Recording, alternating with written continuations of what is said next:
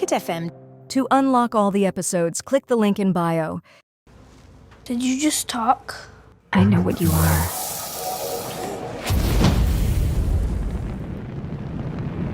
What's happening? You are awakened. I don't know what you're talking about. I'm just a kid. Derek, Lith, awakened child, blessed by light. You could be the most powerful mage of all. How? Who are you? I'm dying.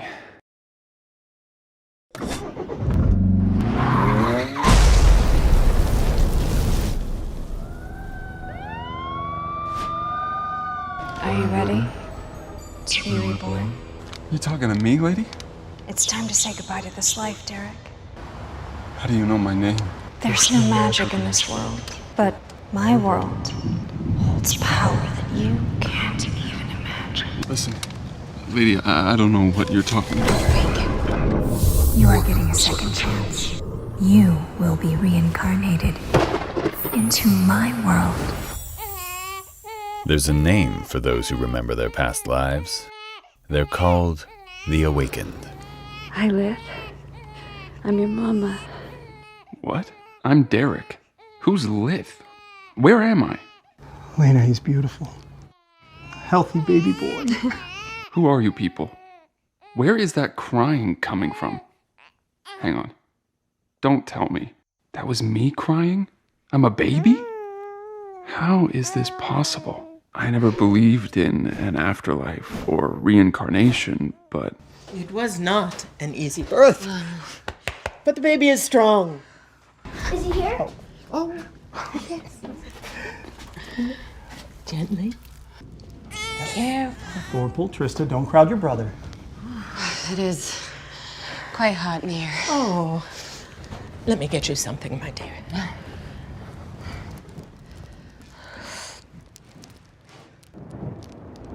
Glacia!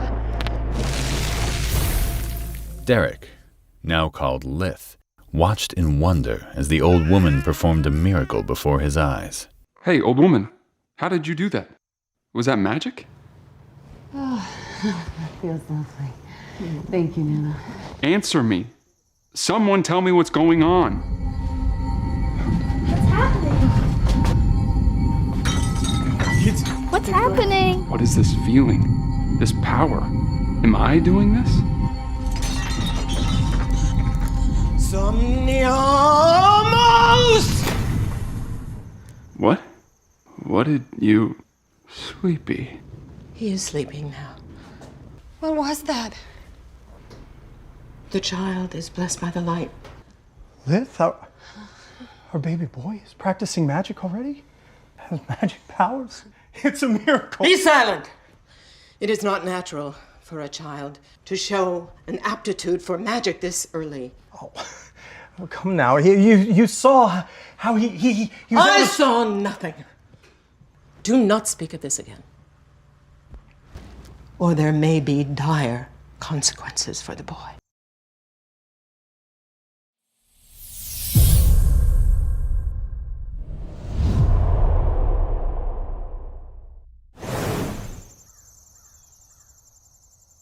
Unlike his past life, young Lith found himself in a loving family. Hi, Lith. Mama's gonna be right back. Here, take your toy. For the most part. Mine. Hey, bro, give it back. Kill him. Who said that? Hello? I'm watching you. Oh, just wait until I learn how to use my magic. How does this work? Come on. Spin. It was going to take time and patience for Lith to control his abilities. As he grew, Lith practiced using magic every chance he could. I think I can help Dad. Ha, now we're talking. I think I'm getting the hang of this magic stuff. His father, Raz, encouraged Lith's use of magic. That's my boy. That's my mage. He was so proud to have a mage in the family. But Lith's gifts made his brother Orpal mad with jealousy. Magic is evil. Orpal, don't push your little brother. What's the matter with you? Orpal, apologize to your brother. Sorry. Jerk. Try this one.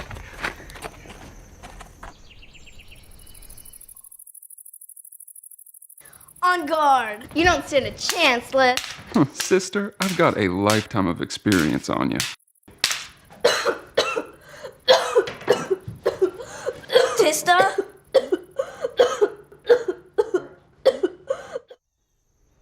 Hang in there, sis.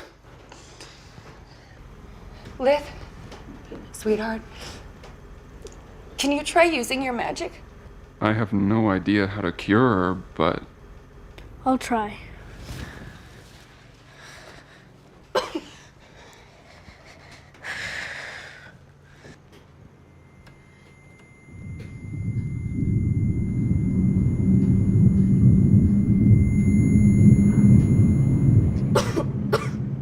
I failed.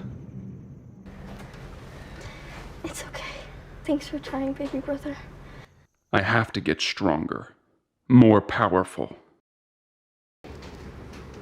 I think it's time we visit Nana.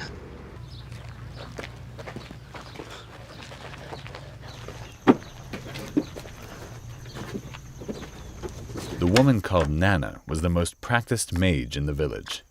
If anyone could help young Tista, it was her. This must be where magic happens.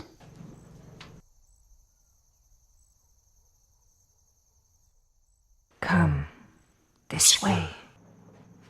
What the hell? Who said that?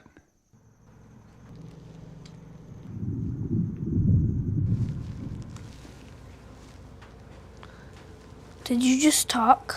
I know what you are.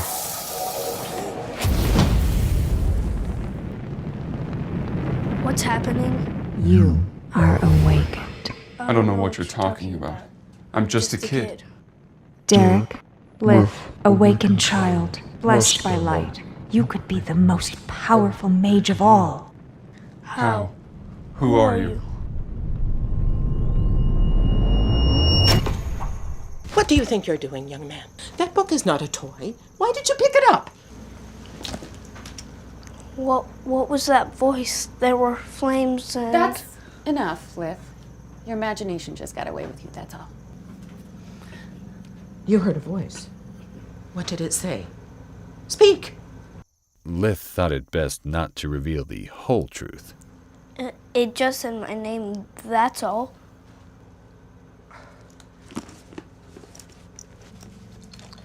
This passage. What does it say? Water flows from life, fire is a burning rage, dark magic is borrowed.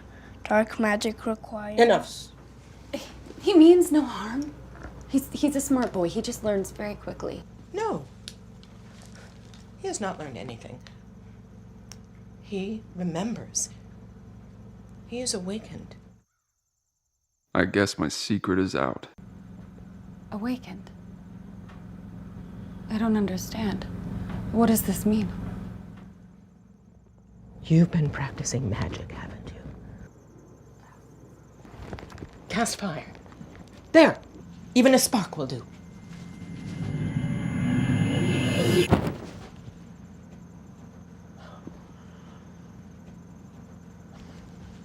Outside. I need to talk to your mother alone.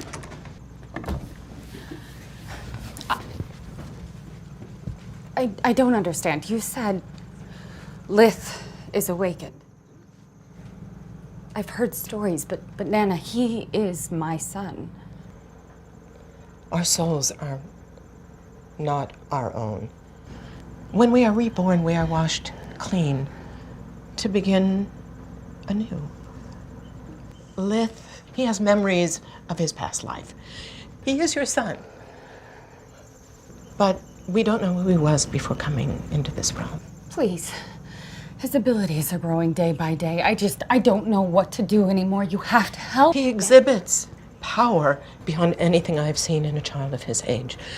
We have no idea who he was before. Good, evil. In the wrong hands, this kind of magic could undo the world. He's good. I know he is. Please. Nana, help my son.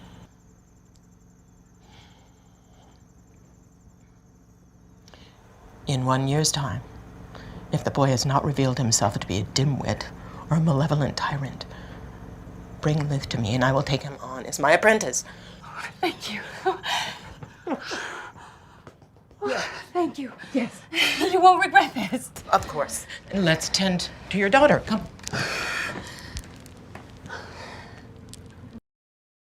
From that day on, Lith was given free rein to practice magic.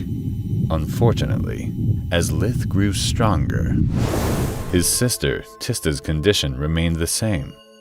Routine treatments from Nana could only keep the sickness at bay. That book mentioned a path to power. Dark magic. Forbidden, maybe. But if it can help my sister... Take it slow.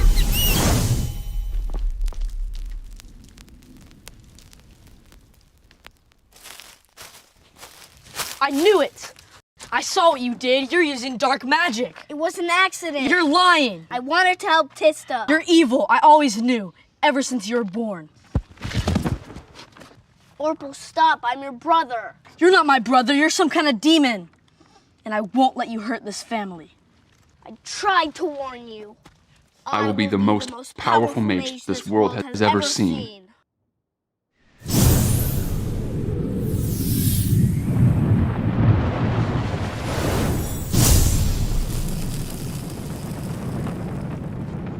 You're my brother, Orpal. I don't want to hurt you, but next time you attack me, I won't hold back. Lith's display of power was effective in getting his brother off his back, for a time. But Orpal found other outlets for his cruelty. It hurts, Mama. I know, sweetheart. We're going to Nana's for more treatment tomorrow. You'll feel better then. We'd all feel better if someone put her out of her misery. Why'd you say that? Look at her. She's barely alive, and there's not enough food to go around. Take it back. Tista's our sister, and she's going to get better. You're both useless. Ass. Despite his callous cruelty, Orpal spoke the truth. There wasn't enough food to go around.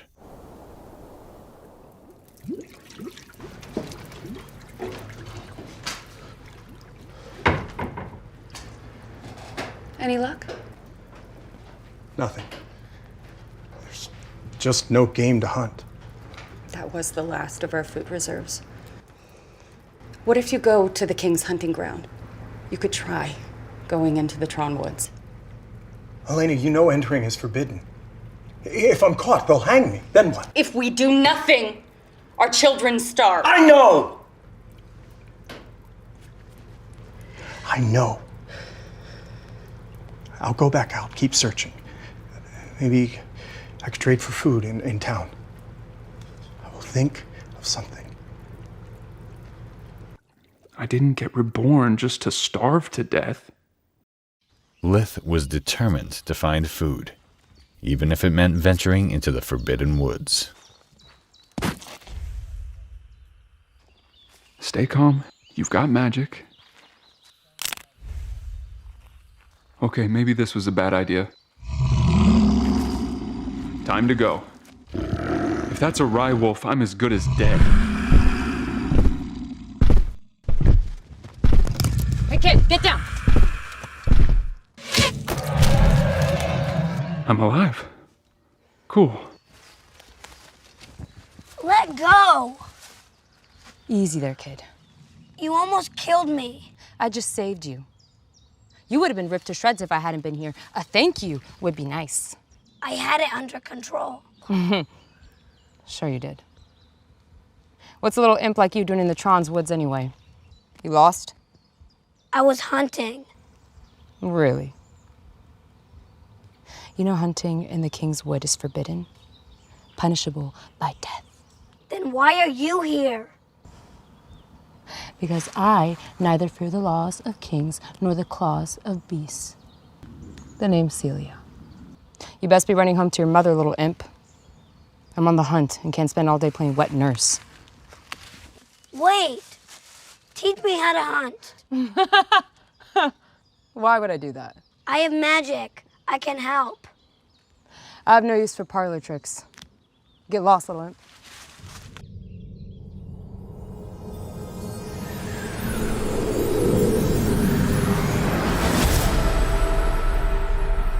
How's that for a parlor trick?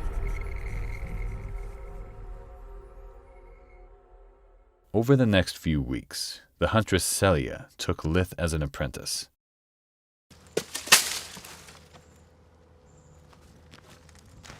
Cut here. You don't want to waste anything. She taught him how to butcher an animal, how to trap, how to hunt. Lith proved to be a fast learner.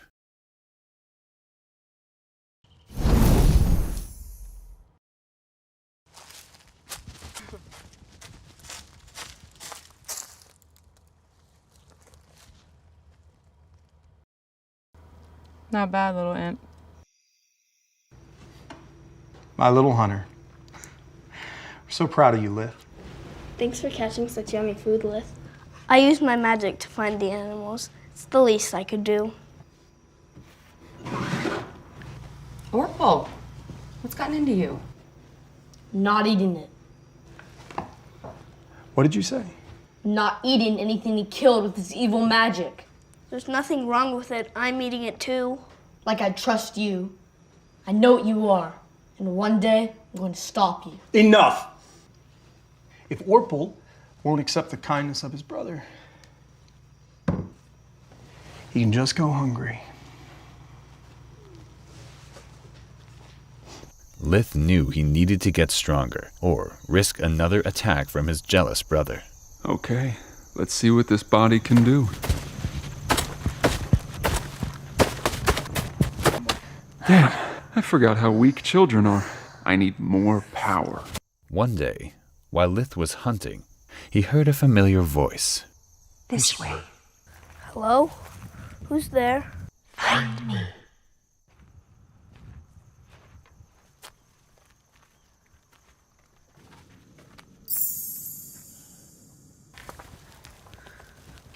Hello?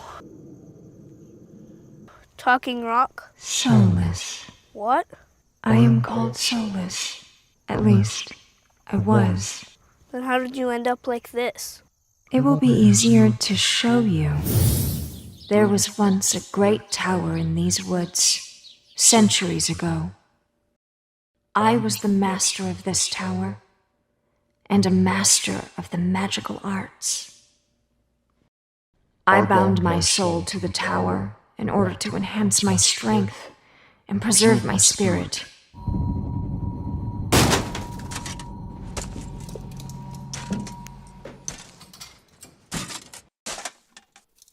I found the witch!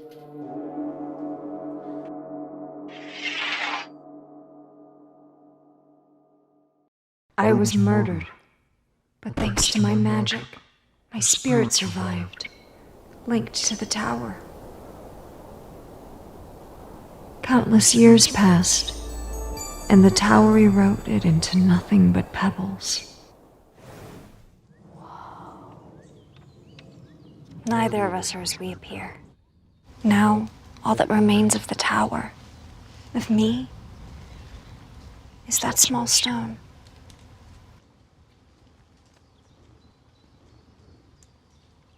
So why do you call out to me?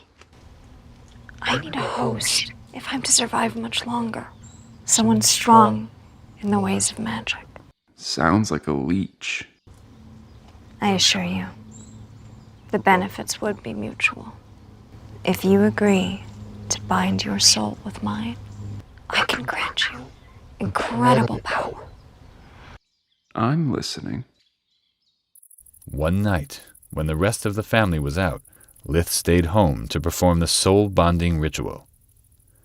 Open your mind, free your spirit, and we shall become one.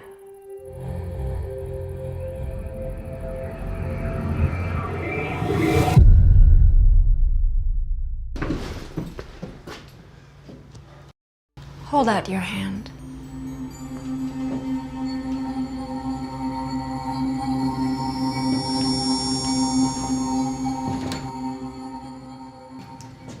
What? I'm me again. The old me. And you? I am Solus.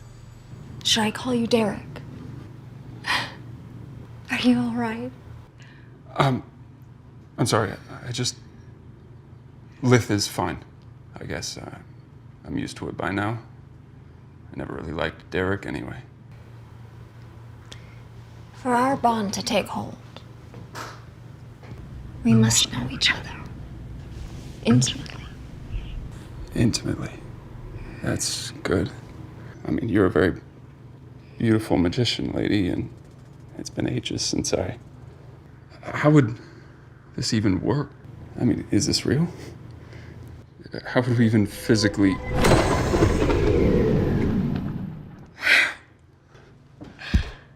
We are one.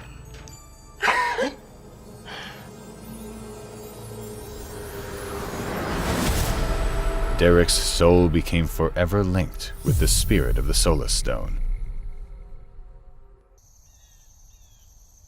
Time to put you to the test. Ready when you are.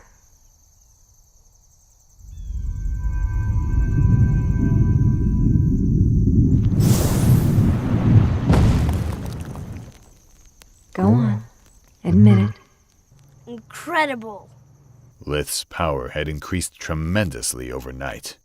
His new abilities did not go unnoticed. The Solus Stone offered more than the power to destroy. Tista?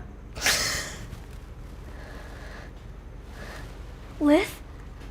I feel so good. How did you... Your hair.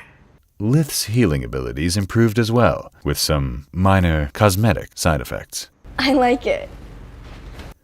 Orpal's jealousy had finally pushed him over the edge.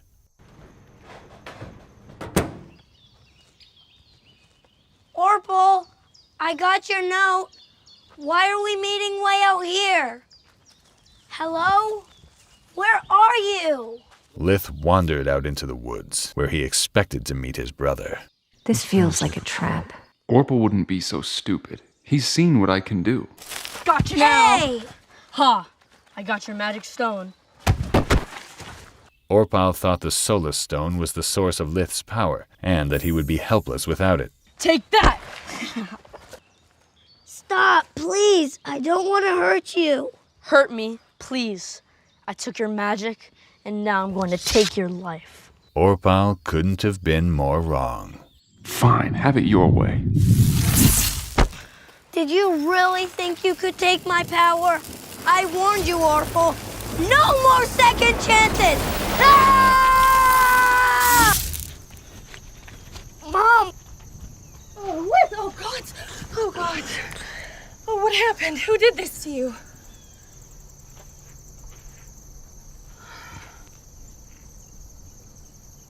How could you? To your own brother! Just let me explain. I thought we taught you better than this. He's lying. You can't trust him. Sit down. Lith has done nothing but help this family. He provides food. He heals your sister. It's all a trick. He's only doing it to make me look bad. Orpal's desperate begging fell on deaf ears. Orpal, do you hear yourself? This has to stop. I will never stop. I know Lith is evil, and I will die before I accept him as my brother. Enough! You've left me no choice. Orpal, you are unfit to be a member of this family. Raz. I cast you from my sight. You are disowned. Banished. No longer my son. Go. Don't come back. You could have killed him. It was kind of you to spare your brother's life. It wasn't kindness. Death is quick. I want him to suffer. Lith had managed to rid himself of his cruel brother. It will be okay, Mother. But Orpal's banishment brought the family great sadness.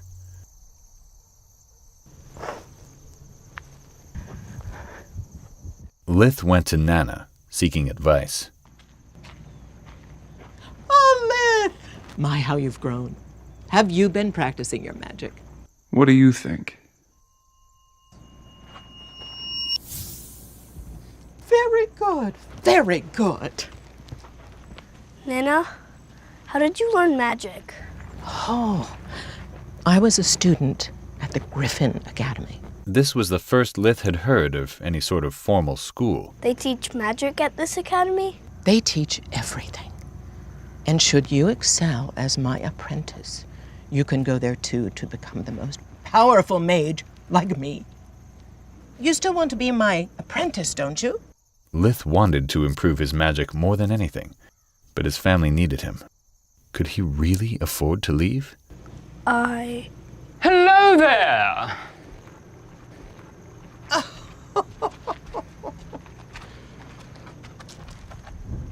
Step aside, peasant. The boy gave off an air of superiority that made Lith's blood boil. Lith, this is Baron Trahan. He's our regional lord. May I introduce my son, Ricker? Hello, my lady. I've heard you're the finest mage in the land. What a dweeb. Very nice. But when you're using creation magic, it is important that you focus all of the elements on the illusion. This has no aroma. What good is beauty without substance? Ricker shows a great aptitude for magic. He'll be honored to study as your apprentice. The Trahan family will be most grateful. Yes, I am aware of how the Trahan family expresses your gratitude with a bag of gold in one hand and a knife in the other. Well, if you understand the offer, then I suppose the choice is yours. The Trahan family was well known for their ruthlessness. A person could either submit or die. Lith was surprised to see how calm Nana remained in the face of one of the most feared men in the land. While I deeply appreciate your most generous offer, I must decline. Why? I have already taken an apprentice. Isn't that right, Lith? Well, this worm? He is a peasant. I am a Trahan. You should be begging for me to be... You have agreed to take an apprentice. We will, of course, respect your decision. But the Baron would not take no for an answer. However, would it not be prudent to ensure that your pupil was worthy of your teaching? What did you have in mind? A competition. Let's see which of the boys shows the most promise. The winner will be your apprentice. Well? If this brat wants a magic fight, I'll give him a magic fight. I accept. Splendid. Go easy on him. Not a chance. Lith, Ricker, you are to take turns demonstrating your magical abilities on these barrels. Lith, you're up first. Begin! How about some earth magic? Lith started off strong with some impressive magic. But to his surprise, Ricker had a few tricks up his sleeve. Not bad, peasant. Let me show you some real magic. Despite his bad attitude, Ricker had skill. Well done. He's good. Not now, Solus. Lith focused his aura, channeling all his frustration into a powerful blast.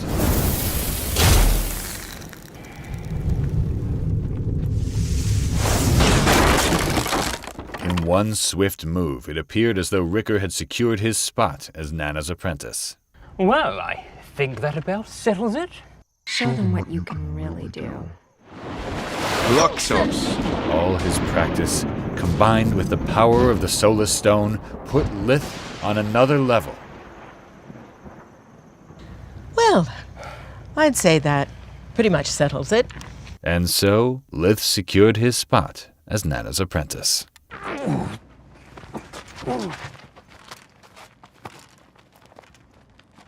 Finally, the day came for Lith to begin his apprenticeship under Nana. This is for you.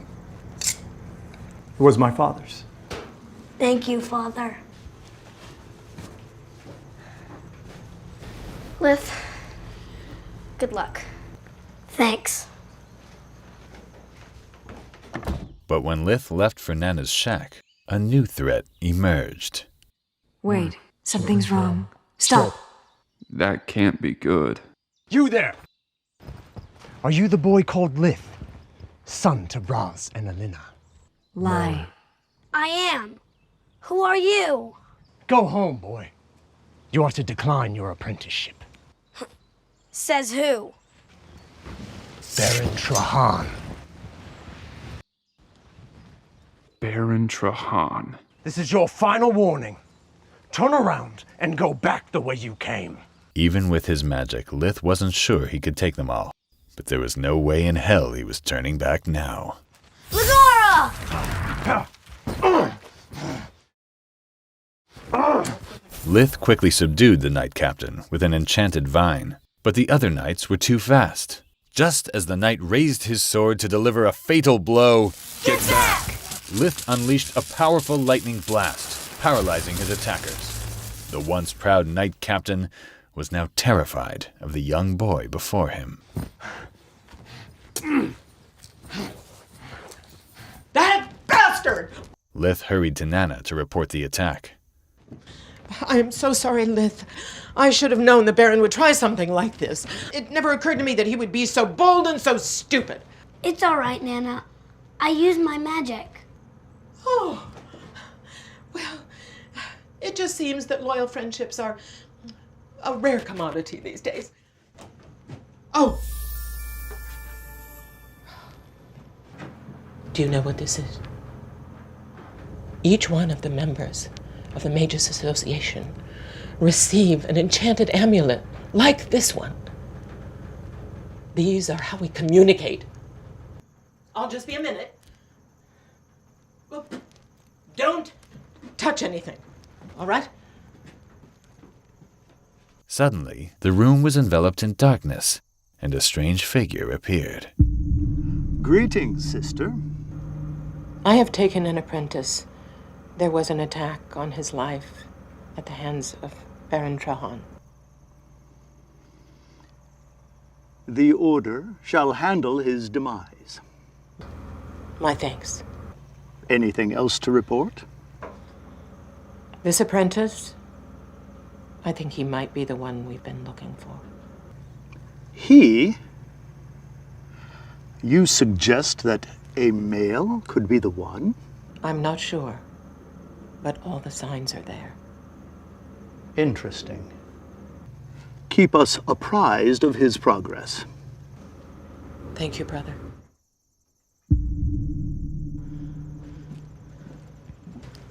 What was that? Did you see what transpired? No, but I could hear some of it. Oh, well, that's good. That means you're progressing. What did that man mean? About me being a boy? Are boys not supposed to have magic? Well, no, historically speaking, women have a much greater gift at the mystic arts than boys. So I'm always going to be weaker than all the girls? Not necessarily. There are exceptions. What did you mean when you said, the one we've been looking for?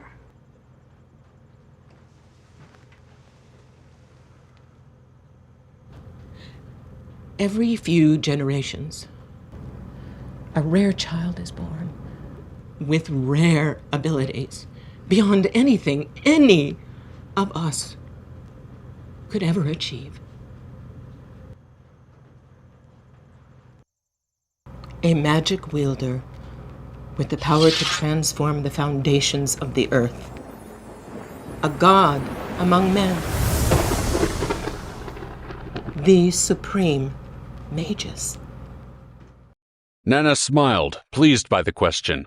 The magic community, just like any society, has a clear hierarchy. First, there are regular people. Anyone is capable of using chore magic, but their range barely reaches 6 feet, and they are incapable of executing complex tasks or spells. Then there are those like you, who can use all 6 elements and can perform complex tasks using magic, but who lack proper magical training. They are referred to as magico if they're males, or magica if they're females, and are the true base of the magical pyramid since they're the ones that can engender magically talented offspring. And, even if it's uncommon, a magica can sometimes be accepted by a magic academy and become a full-fledged magician. That's what happened to me.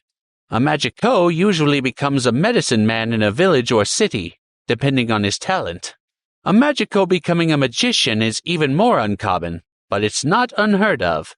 Terms like mage, witch, sorceress, and warlock are all just different words that identify someone that managed to enroll in a magic academy and complete the 5 years curriculum necessary to recognize a true member of the magic community. At that point, you're free to pursue your own ambitions. If you enjoy life at court, you can become a noble's personal mage. Or you can choose to devote your life to studying magic or creating magical artifacts. But as long as you don't achieve anything significant to the development of the kingdom or the Mage Association, you'll always remain just a mage, no matter how powerful or accomplished you are. Remember, no mage can be forced to share their spells or magical discoveries with others. Not even the king himself can violate this rule. But if you choose to reveal your secrets, they have no worth in society, and you don't get any merits. Only by sharing your knowledge or by using it to perform tasks from which the kingdom or the Magic Association receive great benefit can you be elevated to the status of Archmage. The Archmage is the equivalent of a duke or a marquis in the magic world. And finally, on top of the pyramid is the Magus. A Magus is someone whose power is equal to his outstanding merits toward the community and the knowledge he has shared with the Magical Association. A Magus is usually someone who ensures that those who come after them have a deeper understanding of magic and a better education. A Magus is a king to the mages and a god to men. Very rarely have there been more than one at the same time. When that happens, it's considered to be a golden age where anything is possible. After the explanation, Lith was far from impressed. So basically, it's just a fancy title some self-serving parasites put on you after milking you dry. It seems that the process of becoming a magus is just a sad and pathetic affair. Nana said, outraged by the disrespect. Without magi like Lakra and her peers, people like me would have never gotten the chance to pass the entrance exam of any academy.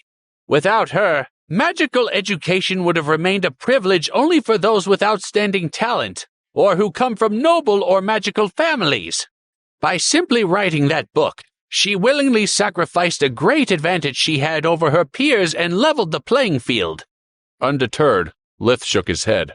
I see it differently, Master. In my opinion, you have outstanding talent. However, if someone as gifted as you couldn't get accepted, in the long run, it would have led the magical community to dwindle or completely disappear. Being born in a wealthy or talented family only gives you more resources and access to schooling, but the talent is decided at birth. That's why Lakra wrote the book. It wasn't out of the goodness of her heart, but the correct and egregious and dangerous flaw in the magical community. Magic indeed allows quality to supersede quantity, but if the old system were still in place, there'd be almost no mages around today. Without people like you or even me, there wouldn't be enough mages in the world, and the magic would disappear sooner or later. This is the reason why we can't see her book as a gift. She badly needed us. Nana opened her mouth to rebuke Lith, but stopped halfway. She pondered what she'd just heard. Whatever your mother fed you as a baby, I'd wish I'd had it too when I was your age. I never looked at it from that perspective, and yet, I can see that you speak the truth. She sighed with regret. I wish I'd been more thoughtful in the past. I would have avoided so many stupid mistakes. It's the same everywhere, Lith thought. Only the willfully blind could miss it. No one does anything out of the goodness of their heart. Scholarships are a way for the rich to feel better about themselves. A lottery ticket for the poor. That's it. The door of Nana's waiting room opened, and the first client of the day arrived. Time to make some money, she said. Do you have any other questions? She asked him. Only one. I may need to take notes. Is there anything I could use? Certainly. After confirming that the woman and child that had just entered were there for a routine checkup, Nana told them to wait one moment. She went with Lith to the study and gave him a big, thick notebook. Its pages were empty. This will be your first grimoire. Treasure it dearly. Paper is rare and expensive by nature. It's sold by weight, and it's even more precious than silver. Lith was stunned by the news. The book was 10.7 inches long, 6.7 inches large, and 1.2 inches thick. It was a huge thing. For a moment, Lith was speechless. I don't know what to say. I can't believe you would do such a thing for me. It must have cost you a fortune. I'm deeply moved. A tear appeared in the corner of his eyes. Nana laughed heartedly. So wise and yet so naive, she said. I would have never given you such an expensive thing. Money doesn't grow on trees. I would have given you a few pages, no more. The warmth in his heart died as quickly as it had appeared. Then who gave me this? Count Lark, of course. He's a magical enthusiast. He sent it to me as soon as he was informed of your apprenticeship. Now, go on and study. You're not here to chat. Nana left in a hurry to tend to her patients. Lith sat back behind the desk and resumed reading. He already knew most of the contents in Lockra's book. He had discovered all the spells listed there by himself, through a lot of training and countless experiments. He sighed with regret. If only I'd had this book as soon as I was reborn. I wonder how powerful I would be today. Whenever Lith found something noteworthy, he wrote it down in his grimoire. However, since he had terrible handwriting, he dipped his fingers in the inkwell and used water magic to spread the ink on the page before drying it. The result was a whole page written with beautiful calligraphy. He even copied illustrations when necessary. For private things, he used English. Lith smiled to himself. I don't need a secret code. I'm the only one who knows English in this world. My secrets are safe in my grimoire. They would be safe either way, Solus said. Don't forget my pocket dimension. An additional layer of protection couldn't hurt. You can't be too careful these days. Lith found the sections about fire, water, air, and earth boring. He already knew most everything written in the book. Still, he read every word carefully. Nana allowed him to read until lunchtime. After that, he was forced to go back home and resume his previous routine, switching up hunting from morning to afternoon. It took him 3 days to get to the juicy part of the book. Lith was aware that, being self-taught, light and dark magic were his blind spots. After all, they were the only two elements that didn't exist on Earth.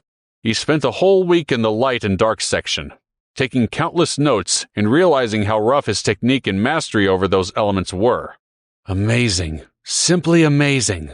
It never ceases to impress me how deep Lockra's understanding of light and darkness is. Her description of the mana flow on a patient's body is just flawless. I would have never thought of that on my own. And I finally understand why she put them together in the same section. Light and darkness are not separate elements, but two sides of the same coin. Darkness is vital to healing diseases and congenital conditions. And once I have fully absorbed all this knowledge, I might even be able to cure Tista permanently. And if I manage to do that, I'll rethink my views of becoming a Magus, he thought. Lith read that chapter again and again until he became certain he had not missed a single word. His power hadn't increased much in the last couple of days, but his understanding of all 6 elements was now unmatched. Lith was also sure that he was going to be able to strengthen his magical foundations and improve his spirit infusion magic as well. But with his newfound confidence, new doubts also appeared. The more I learn, the less it makes sense. How is it possible that with all this knowledge, Nana hasn't been able to cure Tista? And why did she need both hand signs and a magic word to kill Baronet Trahan and his son? A finger snap should have sufficed, he thought. Lith decided to put those questions on hold until he had a deeper understanding of Lockra's book. Perhaps he was missing some key elements, or maybe it wasn't as simple as it looked. Nana was delighted to learn that he had finished the whole book in just a week, and immediately gave him his first Tier 1 magic spellbook. Let's see you're as good at practicing magic as you are at learning its theory, she said. Lith delicately took the book from her hands, as if it was a precious gemstone that could easily break. He then walked back to his desk and opened the book, full of anticipation. Instead, a wave of disappointment invaded him. Is this what a spellbook is supposed to look like? He thought. It looks awful, Solus interjected. Both Lith and Solus were too shocked to utter another word.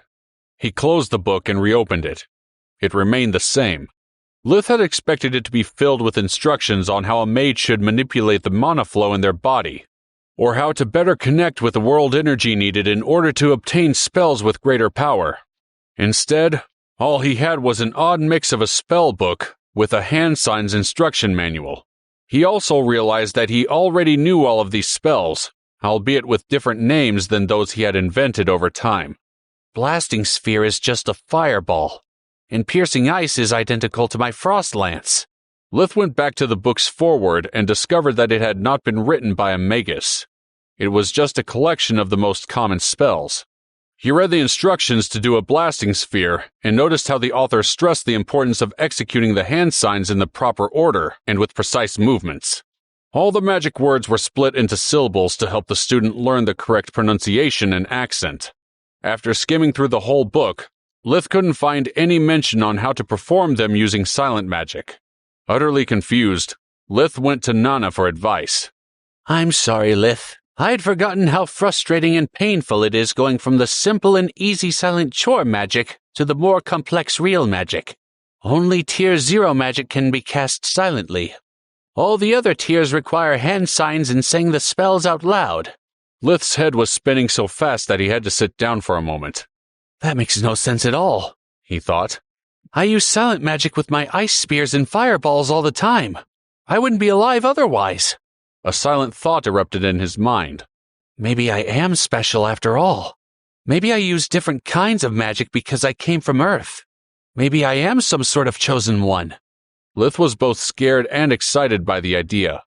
None of the above, Solus said, dampening his enthusiasm.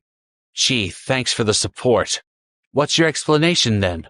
If my hypothesis is correct, then you, like Lockra Silverwind and all the other past and present magi, are one of the few people in this world who can actually use true magic. Lith was shocked by Solus's statement. What do you mean by true magic? He thought. At this point, it's too early to tell. But if you're curious, I can take a peek at your mind right now, although I don't know if that's going to be any help. Lith merged his mind with Solus's. Her mind was full of ifs and buts, constantly examining facts, revisiting memories, and making lots of speculations. What can I do to have more certainty? He asked. I need two things. First, get me all the books about the history of magic you can find. Second, we need to get out of here and do some experiments. I'll explain everything later. Lith went to Nana, asking for the books. Yeah, I have a magic history book, she said. But it's not an interesting topic, so it only covers the last couple 100 years. Would that work? Lith shook his head. Could you please contact Count Lark and ask him if he has any more, and, if so, if I can borrow them? You're a weird boy, Nana said. First, you begged me to teach you magic. I never begged, Lith said. It's you who offered to teach me and I accepted. Nana pretended not to have heard him. And now that you got the opportunity to practice real magic, you want to bury yourself in history books?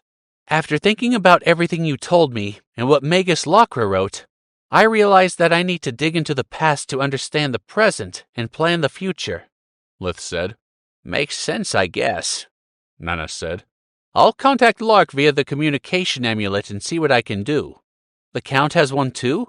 Lith asked, surprised. It's not some sort of secret or anything. Nobles, merchants, soldiers, no matter your background, as long as you can pay for one, you can get one. Lith thanked Nana and returned to the study room.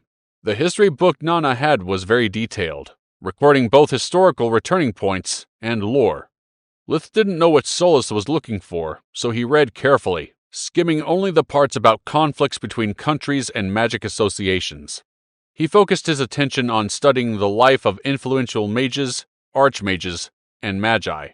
After spending a few hours researching the past, he had already found a recurring pattern in the rise of the magi. Some of them were recognized as geniuses at an early age. Most of them, however, started their lives being considered mediocre at best, never achieving anything important until, at some point in their lives, their talent simply skyrocketed. It usually happened when they were between 30 and 40 years old. By that time, they were already past their supposed prime and were forgotten by the magical community. The book's author had no idea why such a drastic change happened so late in their lives, but he presented some of the most popular theories that read more like fiction than verified historical facts. For example, the book said that, according to some rumors, Magus had married the god of magic in secret, while others claimed that she had found a mystical amulet from a lost civilization that was able to grant her unlimited mana. The same had allegedly happened to the Magus Morgania and Magus Fregic. An obscure start, followed by a sudden rise in power and glory, with no plausible explanations other than fairy tales and divine encounters. Could this be what you're looking for? Lith asked Solus. Maybe what changed them wasn't some stroke of luck, but the discovery of true magic as you put it before. Lith was about to close the book, but Solus stopped him. Stop. Turn to the next page, please, she said. Lith didn't know why she wanted to keep looking at the book, but did as instructed. The next page was about some conflicts in a faraway place in which many low-ranked mages had. Solus told him to keep turning every page until the book was over. By the time they were done, it was already lunchtime, so Lith started walking back home. Did you find anything important? He asked. Yes, I think so, Solus said. I just need us to perform some experiments to put my theory to the test. If I'm right, once you're able to experience the difference between fake and true magic, you'll understand my reasoning. And I hope that once you do, you can help fill me in the gaps I'm unable to explain. Lith's mind and heart were in turmoil. He felt uneasy and couldn't focus on anything. He was tired of all the secrecy. Even spending time with his family wasn't enough to cheer him up. First, I have to hide my true self. Then spirit magic, fusion magic, and now this? How many secrets do I have to keep to protect myself from this world? To protect my family? He thought. Why couldn't I just find a magical hammer? Or some amulet that would grant me godlike powers? Or maybe just be handpicked by an ancient magician to become the champion of this world? Why does everything have to be so complicated? I love my family, but I hate that I can't be completely honest with them. At this rate, I will never have friends, a lover, or anything else. I will be forced to spend my life alone with my secrets. No, not alone, Solus said, her voice full of kindness and affection. The stone around Lith's neck pulsed, releasing gentle waves of mana that enveloped his body like a warm embrace. This made Lith's mood lighten a little bit. He was able to have a pleasant meal with his family, telling each other about their day. After doing the dishes, he went to the Tron Woods. Lith had his own special glade, deep in the woods, a place big enough to train without endangering the local wildlife and away from prying eyes. Once he got there, he and Solus checked their surroundings to see if there were any intruders or magical beasts. There were none. Lith took out his grimoire from the pocket dimension and started memorizing the simplest Tier 1 spell he had found in Nana's book. We don't need something powerful or complex for our experiments. Only something that we can compare with your spells. The faster you master it, the sooner we will have our answers, Solus explained. The chosen spell was Piercing Ice, a watered-down version of the Ice Spear spell that Lith had already used against the likes of the Rye or wild boars. Its magic word was Joruna Laita, with emphasis on the U in Joruna and the I in Laita. As for hand signs, he needed to make his index fingers touch at the tips. Then, he pulled them away and drew a 7 in the air with the right index finger, while the left one had to perform a mirrored movement at the same time. After that, the left hand stopped moving while the right index finger had to rotate, drawing a full circle before aiming at the target. The expected outcome was conjuring and shooting a gigantic ice shard against an enemy. How can this be considered a simple spell? Lith said. So much effort for so little return. On his first try, Lith managed to conjure some kind of giant fork that traveled forward for a couple of feet before crashing on the ground. You did not say the spell right, Solus said. On the second try, he conjured a boomerang that almost chopped his head off. You're still not saying it right, Solus remarked. After a series of failed attempts, Lith had to admit he wasn't able to learn the correct pronunciation of the spell and the hand signs at the same time. So, he sat down and recited the spell repeatedly until he got it right. After that, it was time to master the hand signs. It was not easy. That's not a 7. It looks more like a 1. You're supposed to draw a circle, not an egg. Stop moving your left hand during the last movement. Otherwise, we'll never be able to do it. Attempt after attempt, Solus kept nagging Lith, correcting the many mistakes he made each time. If you're so good, why don't you do it yourself? Lith finally said with frustration. I would if I had a body, Solus replied. It was a long and exhausting afternoon full of cursing, sweating, and anger before he finally managed to get the spell right. He kept repeating it until he mastered it. I can't believe I had to work so hard for such a simple spell. The sun is going to set soon. Do you think we still have enough time today, or do we come back tomorrow? He asked Solus. We have more than enough time. Tell me, how does it feel using magic that way? I don't feel it at all. I'm so focused on all the stupid techniques that I can barely breathe. Perfect, Solus said. Now cast your ice spear spell. Conjure only one spear. Lith was so tired that he needed to say the magic word aloud. Jorun! With a flick of his wrist, Lith conjured a slender, sharp ice javelin that stuck the nearest tree faster and harder than the piercing ice. Now focus. How did you manage that? Solus asked. Lith didn't understand what she was getting at, but he trusted her to know that there was a point to all of this. Like I usually do. First, I mentally visualized the form of my spell and its effect. Things like the spear's shape, its trajectory, etc. Then I used my mana core to generate enough mana to support my spell, considering the size of the spear I want to conjure and how strong I need its impact to be. Finally, I project my mana to the outside, mixing it with the world energy to have access to the water element, and bam, it's done. Now try using piercing ice again, Solus said. This time do it slowly. Try to feel how your mana flows in relation to the spell. After a few tries, Lith managed to do what Solus had asked. The result was astonishing. Wow. As soon as I started with the hand signs, a portion of my mana leaves my body. But that's not all. The magic word determines how my mana interacts with the world energy, in this case, the water element, while also giving the spell its shape and size. Lith could tell that Solus was satisfied. You're almost at the end. Do piercing ice again, but try making the shard bigger, she said. I can't, Lith said. If I try adding more mana, the spell becomes unstable and dissipates.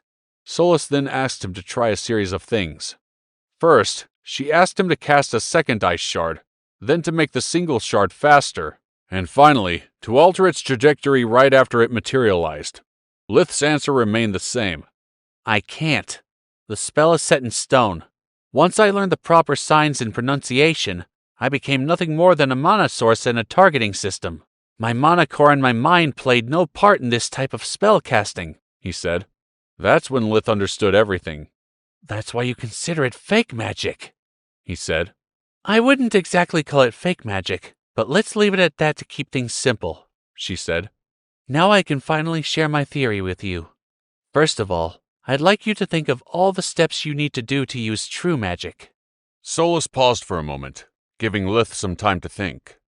What's your point? He asked. My point is that what you so casually dismiss as usual is actually a much more complex process, much harder than fake magic. Sorry, I don't follow you, he said. True magic isn't as simple as you make it out to be. It requires you to be aware of your own mana core and to be able to generate the right amount for every spell. Too much mana and it backfires on you. Too little and it fails. It also requires you to be able to project your mana externally, reaching out to the world energy by yourself. I doubt even someone like Nana would be able to do that. Lith found that last part hard to believe. When you put it that way, it does sound like a complex process. But it's what everyone does when they use chore magic. What's the difference between true and chore magic? Why does no one else use it? The difference is in the amount of mana required. Chore mana needs little mana, so you use it without even activating your mana core, while true magic requires greater amounts of mana, depending on what you're trying to conjure, Solus said. Solus felt that Lith was still struggling to understand, so she tried to make her explanation simpler. Chore magic is the very foundation of magic. It teaches you everything you need to know except how to activate the mana core. Fake magic is like a crutch, a magic for dummies spellcasting method. You only need to learn a few words and gestures, and as long as you have enough mana, it does everything for you. My theory is that chore and fake magic are taught in this order as training courses toward true magic, but only a few, like the Magi, understand that true magic is not about hand movements and spells. It's about perceiving the mana flow and learning how to control it. Your breathing exercises are a crutch as well, but a good one, since they helped you in accessing your mana core and made you aware of the mana flow. Fake magic, on the other hand, is a bad crutch, since it makes its user completely dependent on its power. Most fake magic users are so obsessed with details, like hand signs and correct pronunciation, that they live their whole lives without noticing what lies beyond. Fake mages, especially those with great talent, become so complacent about being able to do what no one else can do that they never bother to look beyond and challenge themselves further. It's a waste of talent. Lith was shocked. Everything Solus had said made perfect sense. This sounds perfect. But what are the gaps in your theory you mentioned earlier? He asked. There are some key points of my theory that I can't answer, she said, embarrassed. If my theory is right, why is fake magic the only one widely available? Why do true mages kill whoever tries spreading true magic to the whole world? Excuse me? Lith asked. Solus merged their minds and showed Lith all the things she had noticed while reading the history book. How so many theorists and rising mages had died in mysterious accidents, often right after announcing a groundbreaking theory. Others were dismissed as frauds, went mad, and vanished. At this, Lith laughed heartily. Solus, you're so smart and yet so naive to the ways of mankind. The answer is really simple. Would you let any madman or naive fool get his hands on this kind of power? Fake magic is a way to control the masses. After one discovers true magic, the final test is showing that you're smart enough to silently join the elite club and reap the benefits. And if you don't like the club's rules, the only way out is death. When they finished discussing Solus's theory about true magic, it was already late. Lith rushed out of the woods before it became too dark. He wasn't afraid of nocturnal predators, but his mother was another story. If I get home too late, I'll get grounded for weeks. I hate to have a curfew. He did not want to come back home empty-handed, so he took a couple of fat blinkers he had saved for moments like this out of the pocket dimension. The next morning, Nana informed Lith that the Count had agreed to help, and that some of his best books were already on the way to him. But until their arrival, Lith had to pretend to be engrossed in Nana's history book. He also spent that day writing all the Tier 1 spells in his grimoire, keeping only the name, hand signs, pronunciation instructions, and a short description for each one. I don't need to waste precious pages on this stuff. I can fake the hand signs by moving my hands fast, but I still need to remember the correct words when I pretend to use fake magic. Also, if Nana wants to test me, I need to show her that I'm making real progress.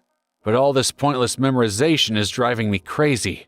The only silver lining is that if I learn this stuff, it'll be easier to predict an enemy's spell and counter it if necessary. More than once, Lith wished Solus could take control of his body and mind. She had a superior memory, saving him a lot of time. The only spell Lith was eager to try was the air magic one called Floating Body. With this spell, one could make anything or anyone float mid-air, as long as the person or object weighed less than 220 pounds. The spell had many uses, like breaking a free fall, moving a severely injured patient without risk, or moving silently without leaving a trace or making any noise. It was a vital spell for a hunter, no matter if the prey was animal or human. Floating was something that Lith had attempted many times on his own, with no success. He could easily make others float using spirit magic, but he couldn't make himself float. It was really hard balancing his whole body while focusing on the spell. The same could be said about using air magic instead of spirit magic.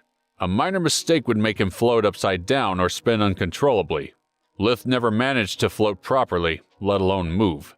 If Solus is right and fake magic is a training course, I can use this floating body spell as a stepping stone to learn how to float for good. Then, the most natural step would be to upgrade it to a flight spell. I can't wait to soar through the skies like a mighty bird, he thought. After lunch, Lith went back to the woods and started practicing. The words to conjure the floating body spell were Breza Relak, which didn't present any issue for him. The hand signs, however, were very difficult to master.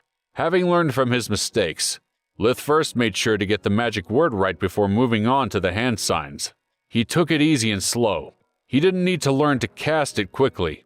He only needed to understand how the spell distributed the energy. After a few tries, Lith managed to cast the floating body spell properly. Floating made him feel odd, much different from what he had expected. Floating didn't require just one strong air current, but hundreds of them at the same time. Each current pushed him upwards with the same force needed to keep the balance in check. This is not as good as I'd anticipated. No wonder I've always failed in the past. Now, according to the book, floating body makes me weightless, but in order to move, I need either external support or air chore magic. Lith conjured weak winds that made him move around like a drone. This feels much better. This spell has so many applications. It's weird that it belongs to the Tier 1 category. It's very elaborate and complex. But it lasts for a minute, Solus said as Lith fell to the ground. After experimenting with the spell a few more times, Lith used his own mana flow to try and replicate it. However, it soon became apparent that he wouldn't be able to master it in a single afternoon. Solus had been right. True magic was more difficult and complex than its fake counterpart. Angry and frustrated, Lith complained non-stop. It's so annoying to have to learn 2 kinds of magic for every spell. I'm telling you, Solus, I'm seriously considering just using floating body. But if I do that, I'll be forced to learn all its upper tier versions, and who knows when the actual flight spell will come along. But doing it my way with real magic means that, once I get some solid foundations, everything should come easy. At least I hope so. Lith spent the whole day practicing his new spell, levitation, but when morning came, he hadn't succeeded yet. The following day, a small crate of books was delivered to Nana's house. She gave them to Lith. If they were mine, I would never allow you to take them out of my house, but the Count said that you're free to bring them home if you want. Lark is a very generous man, but don't push it too far, she said. Lith was dismayed when he saw the books. He had completely forgotten about them, and now he was flooded with useless books that he had pretended to read. But then, he noticed that there weren't many history books. Most of them were biographies of past and present mages, archmages, and magi. He finally had the information he needed to see how much talent he could safely reveal to the world. Lith finally saw a glimmer of hope in his dark life. So far, his apprenticeship had only added more problems. Now, these books could help him solve at least one of these problems. For once, he felt really good about himself. He took notes in his grimoire of all the feats these mages accomplished, and at what age they had managed to do it. Now, he had decided how much he could reveal of himself. I have no social status and no powerful backer. Mimicking a Magus would be a death wish. In fact, just revealing a little bit of talent put a target on my back. If I display more, I would be on the hit lists of all the major families, he thought. Agreed, Solus said.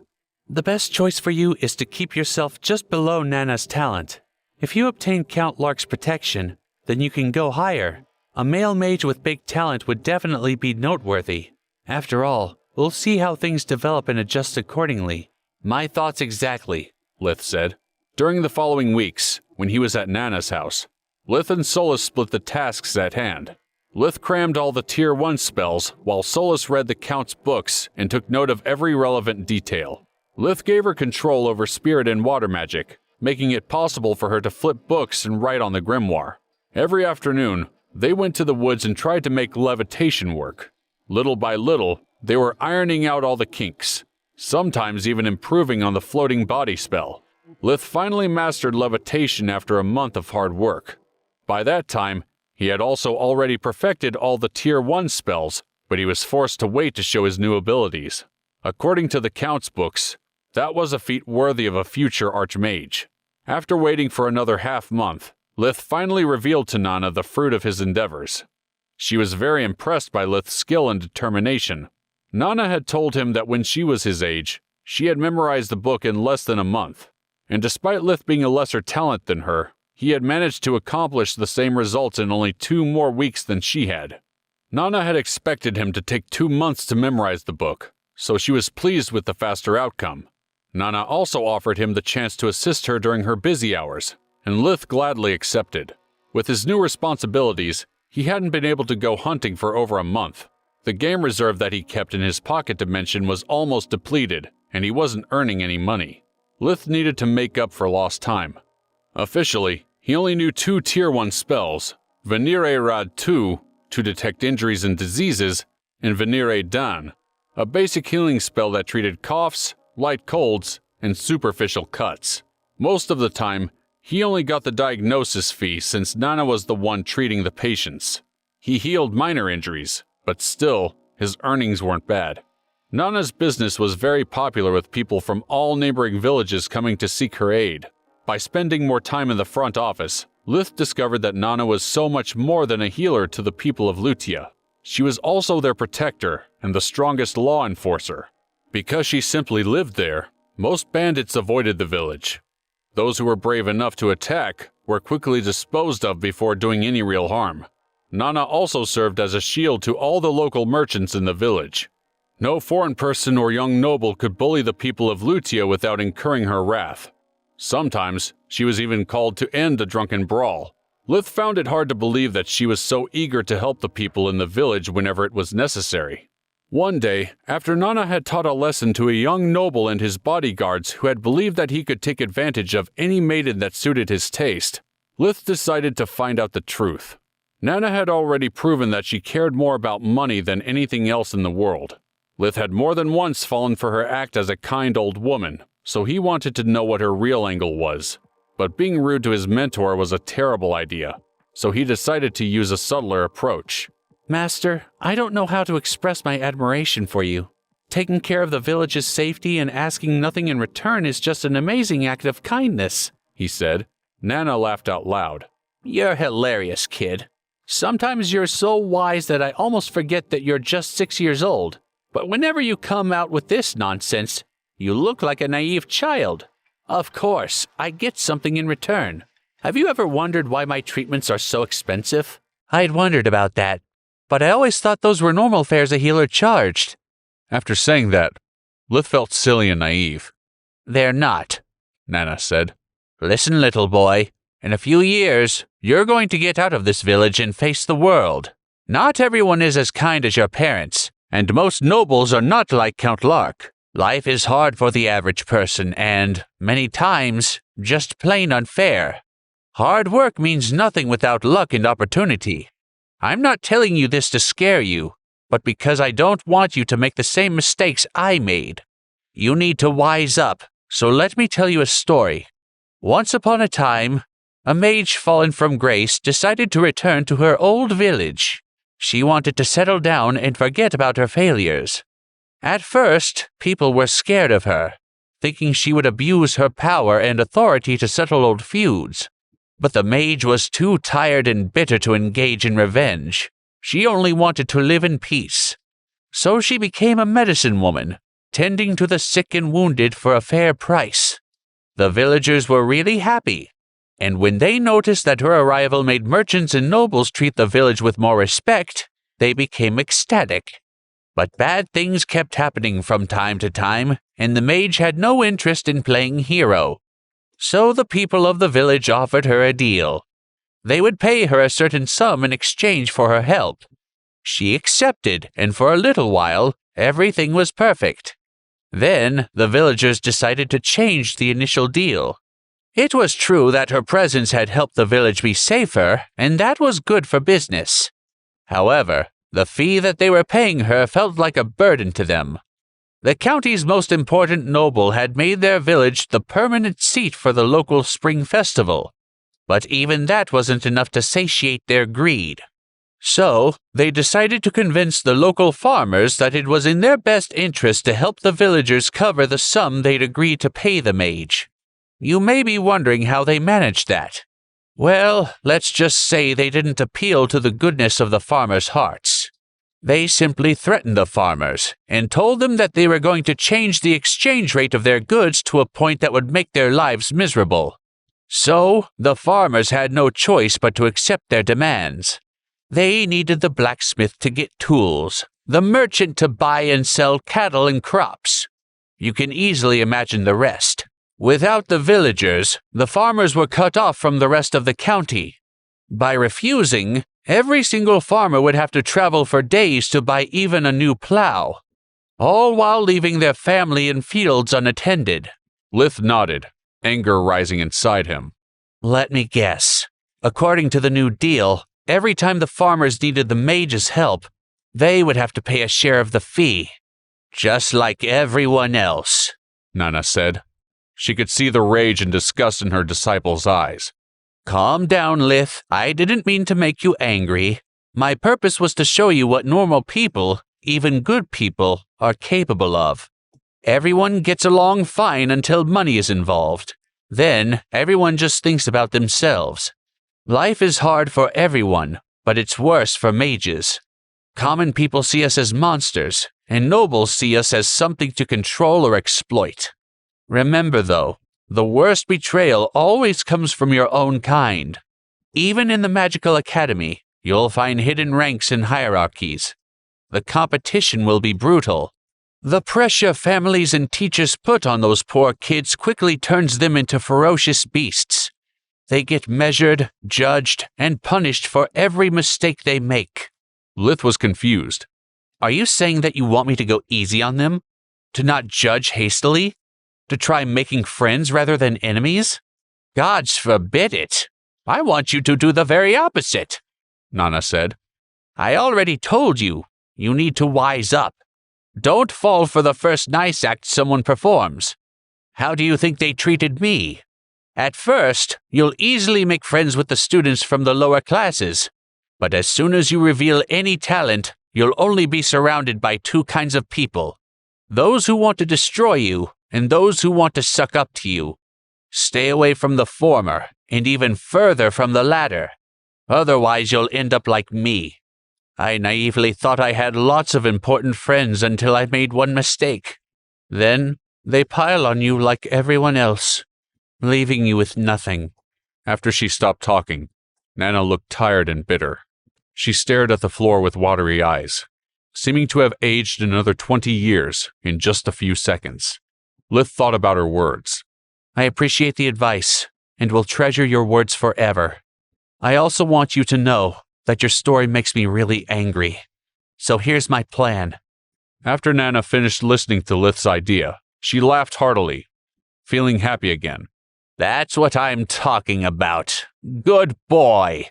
You have my permission, but do it only when I'm not here. It would hurt my business otherwise. And if anyone complains or tries something, I'll have your back.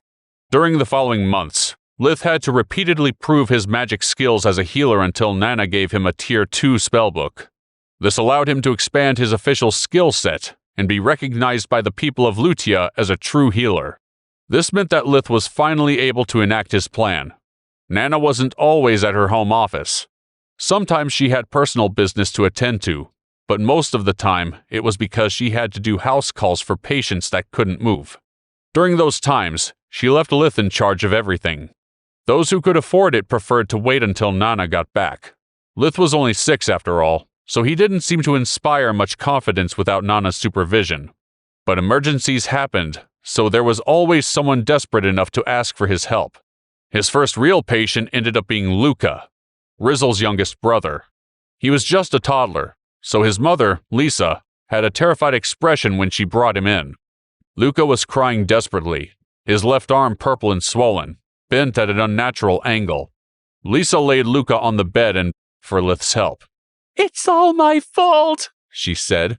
"I was cradling him in my arms while preparing lunch when he started squirming and fell. Can you heal him?"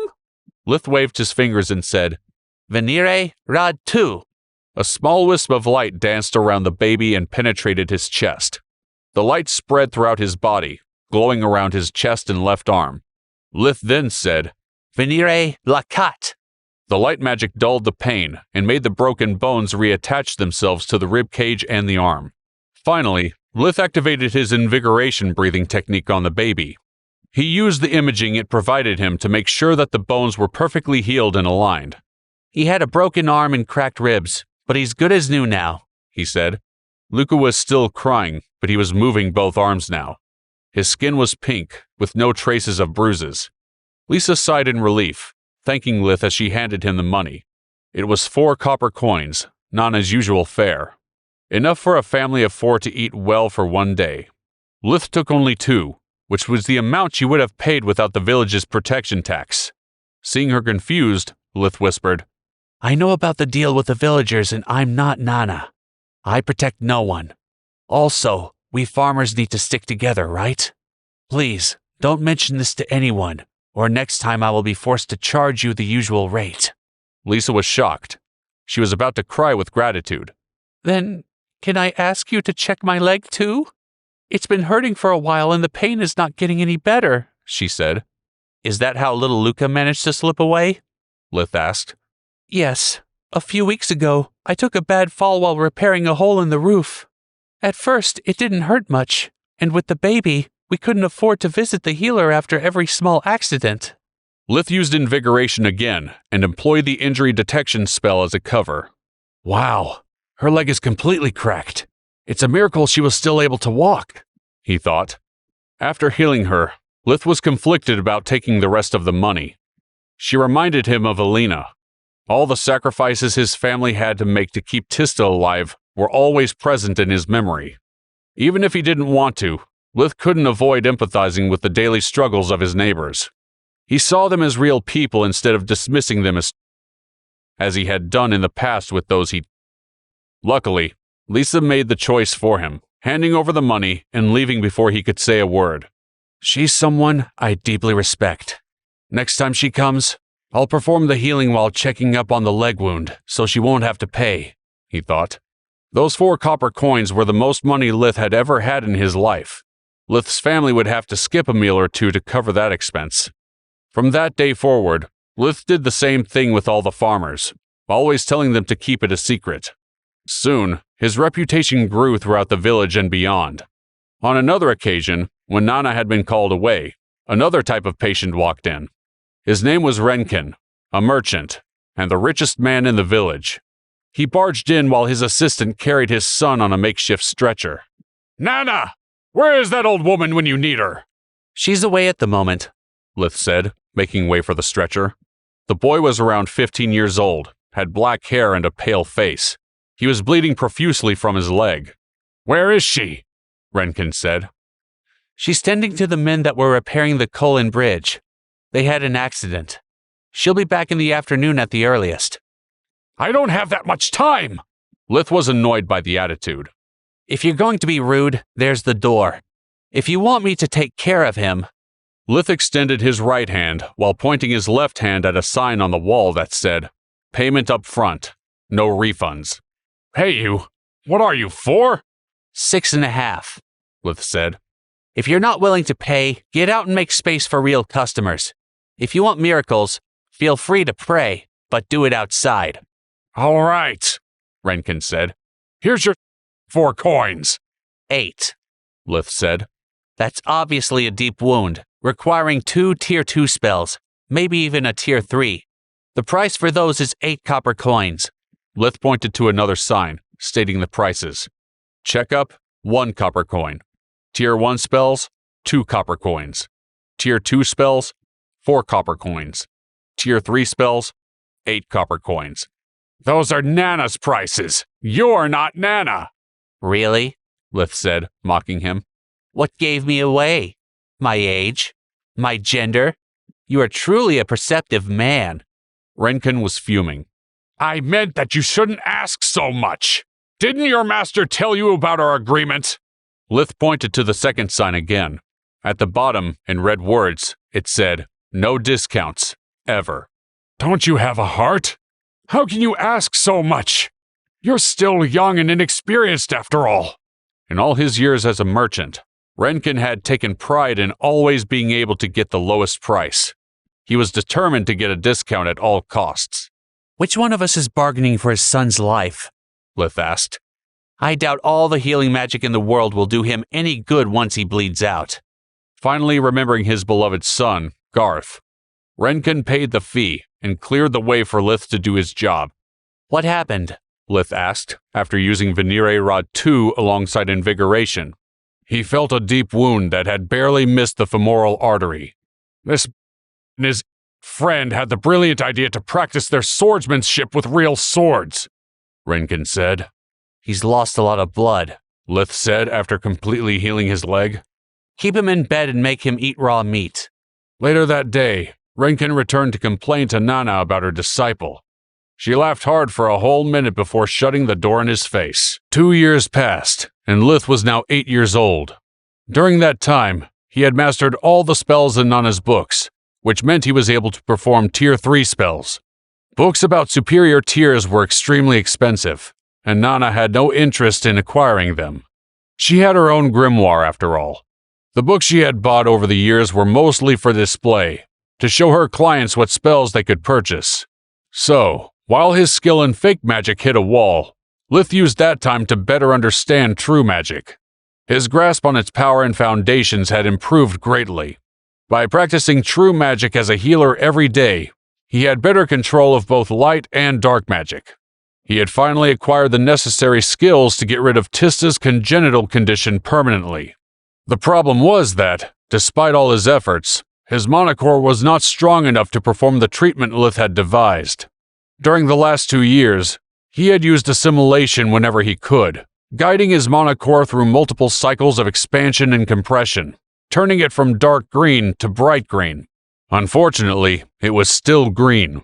Lith's impurities had yet to reach his monocore, and until that happened, both his mana and body would not show any qualitative changes.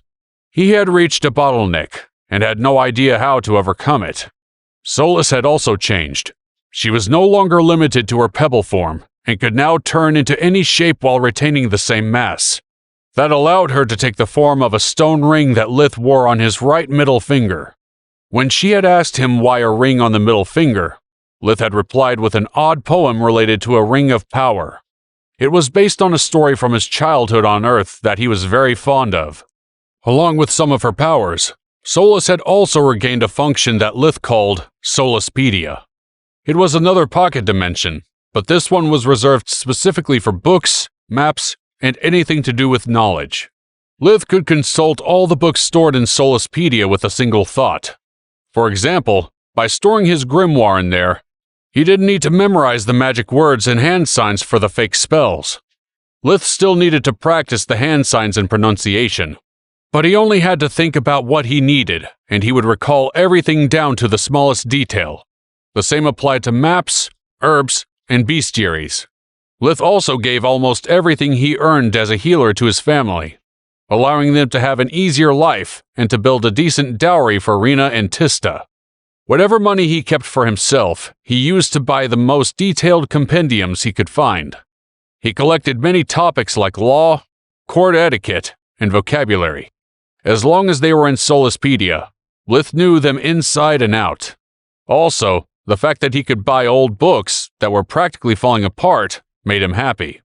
Just like with the other pocket dimensions, these books would be frozen in time and potentially last forever. After his 8th winter on this planet, Lith received a call from Count Lark on Nana's communication amulet, which took him by surprise. The Count had never contacted him before. Thanks to his books, Lith now knew the proper way to address a noble. When Count Lark appeared on the amulet, Lith greeted him with a deep bow. "Dear Lith, you're always so polite. No need for all the formalities. You are among friends now." Count Lark had a friendly demeanor, making him look more like an uncle calling his nephew rather than a lord. Count Lark, to what do I owe the pleasure of this call? Lith said, looking at Nana in search of approval. She nodded.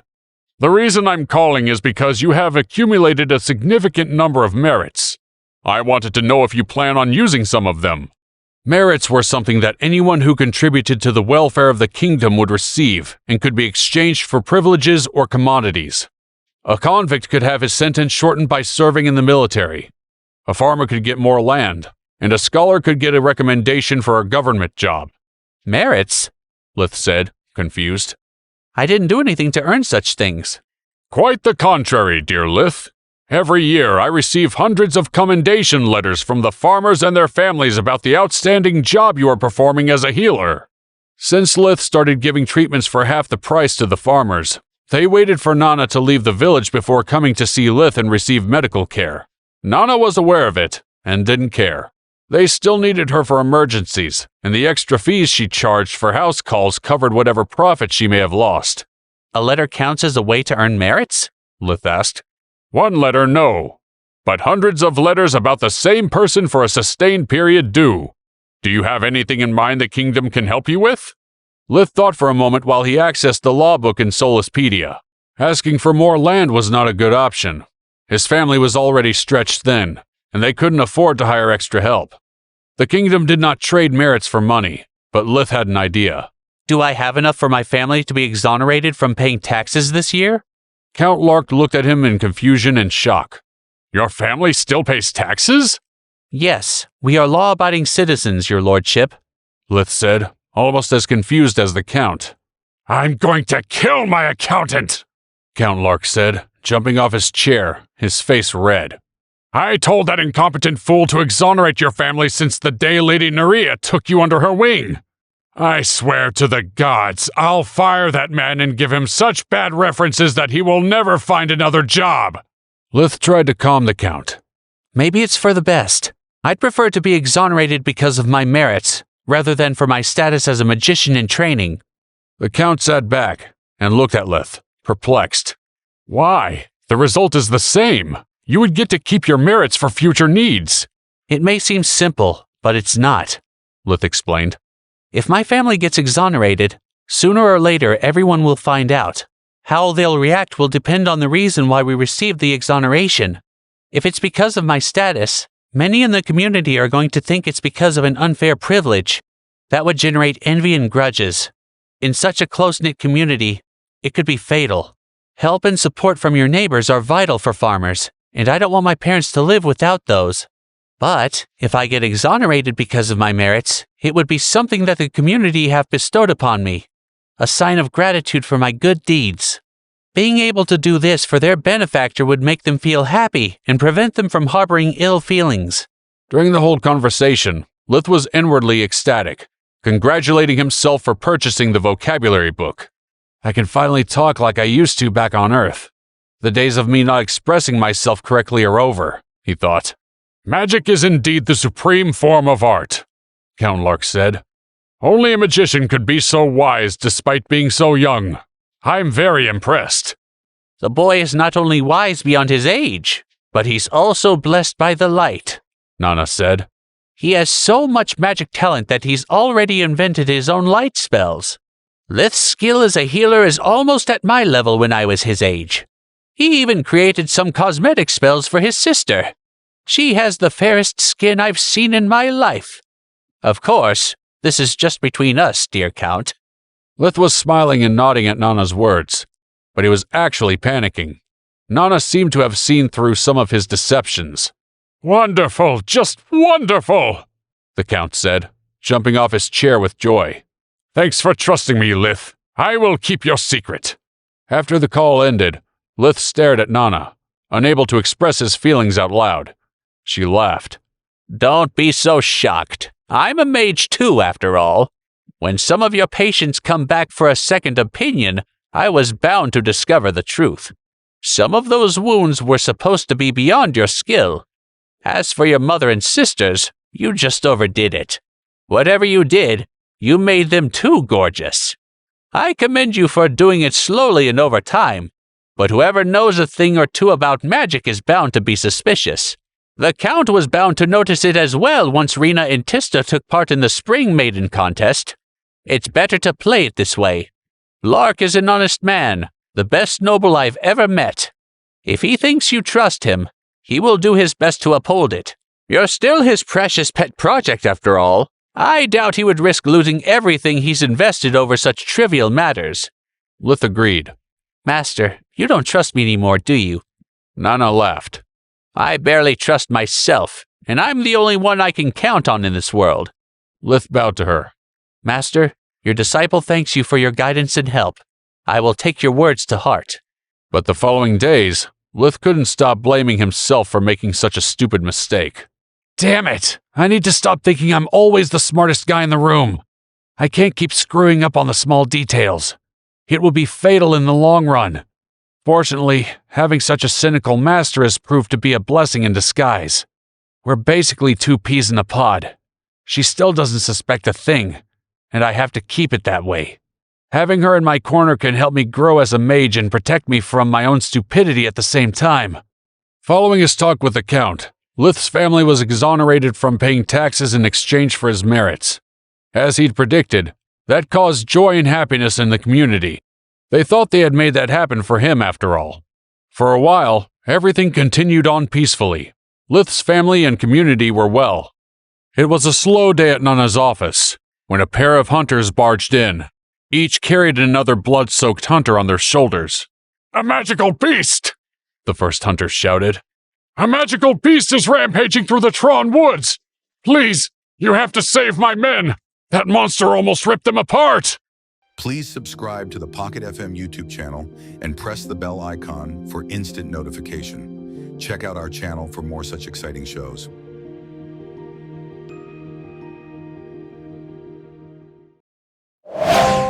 Pocket FM. To unlock all the episodes, click the link in bio.